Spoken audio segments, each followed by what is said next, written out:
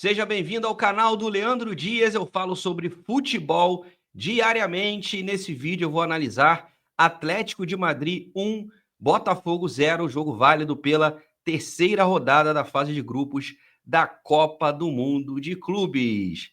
Peço para você deixar o like e também a inscrição aqui no canal. Para quem não me conhece, eu sou jornalista há mais de 20 anos, falando sobre futebol e tenho esse quadro aqui, o que eu vi sobre os times brasileiros na disputa desse Mundial de Clubes. Então vamos lá, vamos analisar esse confronto, um jogo difícil pra caramba pro Botafogo. Olha, quem é botafoguense deve ter ficado muito nervoso, porque não foi um ataque contra a defesa, o Botafogo teve algumas chances, mas eu diria que um sufoco um tanto quanto desnecessário. Mas vamos lá, vamos comentar a partida. O Botafogo jogou com o que tem de melhor. E como é que foi a história do primeiro tempo? O Atlético começa com posse de bola, claro, precisava vencer por 3 gols de diferença, já contando com a vitória do Paris Saint-Germain. O Botafogo na sua estratégia. O Botafogo é um time que ficou conhecido pela sua rápida transição. Coincidentemente, o Atlético de Madrid também é essa equipe do contra-ataque, mas precisava propor. Então, o Botafogo dava a bola para o Atlético de Madrid e contra-atacava. Mas depois equilibrou um pouco essa posse, chegou a ficar 51-49, 53-47, ficou bem equilibrada a posse. O Botafogo usava muito o lado direito com o Arthur, mas como o Arthur é canhoto demais, não dava prosseguimento a jogar até o fundo. Então levava, segurava, jogava para o meio e aí atrasava um pouco esse contra-ataque. O Botafogo teve uma chance cristalina de abrir o placar com o Savarino logo aos 9 minutos. Ele vai na cara do goleiro, ele tenta tirar do goleiro, mas telegrafa. E aí o Oblak faz a defesa. O Botafogo depois teve uma chance com o Arthur, o Atlético de Madrid teve jogada ensaiada também com o Gallagher, que estou por cima. Como eu falei, a posse se inverte depois de um determinado momento, ela varia muito, mas a sensação no primeiro tempo que eu tive é que o Botafogo estava muito inteiro fisicamente, e o Atlético de Madrid meio morto, carregando ali um saco de cimento, cada jogador com um saco de cimento, uma dificuldade danada, estava um calor daqueles no Rose Bowl. No final do primeiro tempo, o Álvares quase marcou, depois de uma excelente visão de jogo do Depou. E aí a equipe madrilenha atacou com mais presença ali no finalzinho. O Botafogo até tinha o contra-ataque, mas se desfazia da bola com muita rapidez. Faltava ao Atlético de Madrid mais acabamento, né? O time, tecnicamente falando, basicamente o Depou não fez um grande jogo e o Álvares, né? O restante são jogadores ali bons, razoáveis. O centroavante, o norueguês, Deus me livre, né?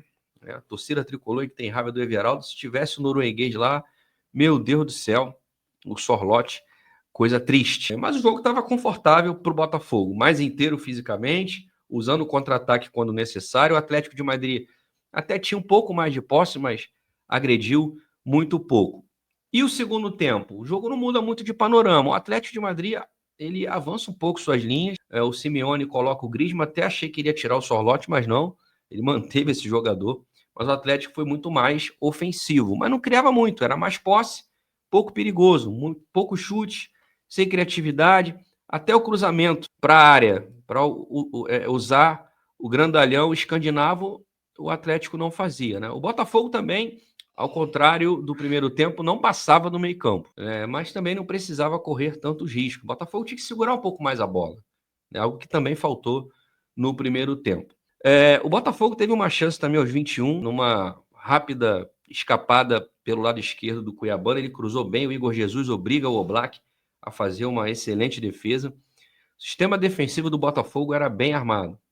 Claro, o tempo passava, o Botafogo recuava cada vez mais. E quando tinha o contra-ataque, não aproveitava. A entrada do Nilton melhorou ainda mais o sistema defensivo e principalmente o Montoro, jovem pela esquerda, fazendo a ligação com esse contra-ataque. Mas foi o Atlético de Madrid que quase fez o gol aos 37 com o Griezmann de letra. E aí a pressão se configurou em gol. Rondando a área, a equipe espanhola. Botafogo toma um gol no cruzamento do Álvares. E o Griezmann sozinho completou para o gol, num raro erro de marcação da equipe do Botafogo. Daí o Atlético de Madrid foi para a pressão total. O Botafogo se segurou até o final do jogo. Poderia ainda tomar mais um gol que não seria eliminado. Não foi um jogo protocolar, porque o Botafogo em algum grau sofreu, mas sofreu menos do que se esperava. O Atlético de Madrid, é verdade, não é uma equipe conhecida por agredir demais os seus adversários. É uma crítica, inclusive, que o Simeone, que está lá mais de uma década, recebe. É uma equipe que joga muito bem em transição, o contra-ataque é muito forte, mas toma a bola aí, meu filho, cria, tem dificuldade, e teve dificuldade, mas também por conta do forte sistema defensivo do Botafogo.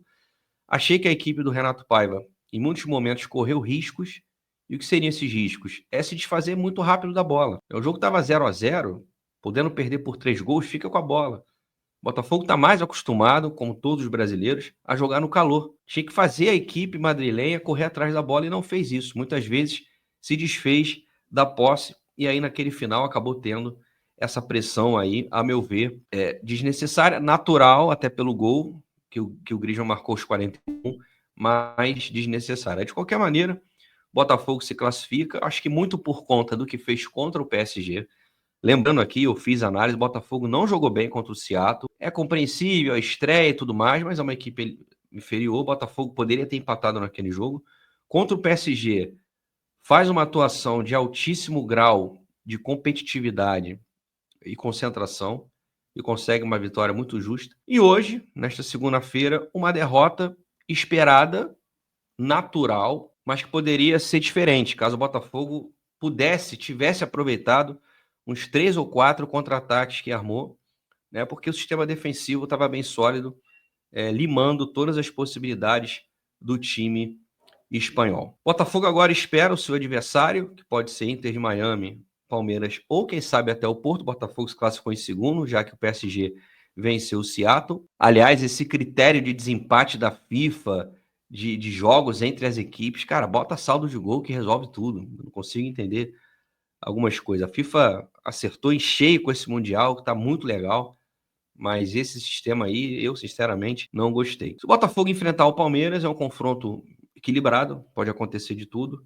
Contra o Inter Miami, o Botafogo coletivamente é mais time, embora o Inter Miami tenha um tal de Messi ali, que de vez em quando pode desequilibrar uma partida.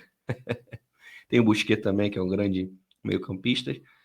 Mas o Botafogo, como time, é superior ao Inter Miami. E o Porto, né, gente? Eu acho que talvez seja a equipe europeia mais frágil desse Mundial, junto ali com o Salzburg, talvez. Eu acho que o Porto ainda é inferior ao Salzburg. O Botafogo pode levar uma vantagem. Mas tá aí, é o primeiro time brasileiro sul-americano classificado para as oitavas de final da Copa do Mundo de Clubes e um grande feito, né, gente? Quando os grupos foram sorteados e todos nós vimos que o Botafogo caiu com PSG e Atlético de Madrid, todo mundo esperava que o Botafogo ia ser ali a terceira força do grupo. Foi a segunda, quase a primeira, se não toma aquele gol. Então o Botafogo fazendo uma primeira fase realmente de orgulhar o seu torcedor e garante pelo menos um brasileiro, 2 brasileiros, né? Já que o Flamengo já está classificado e em primeiro lugar, já temos aí 2 brasileiros, 2 sul-americanos nas oitavas de final do Mundial de Clubes. Antes de sair, eu peço para você dar uma olhada aqui, ó, nesse QR Code da VMB Invest, que é parceira aqui do canal. É uma empresa de investimentos credenciada da XP. Você faz o seu investimento e é assessorado por eles. A VMB Invest cuida dos meus investimentos, por isso que eu anuncio aqui. Tem link na descrição. É isso, galera. Vou ficando por aqui. Espero que tenha gostado da análise. Se curtiu, deixa o like, tá bom? E a inscrição aqui no canal também. Um grande abraço, até a próxima. Valeu!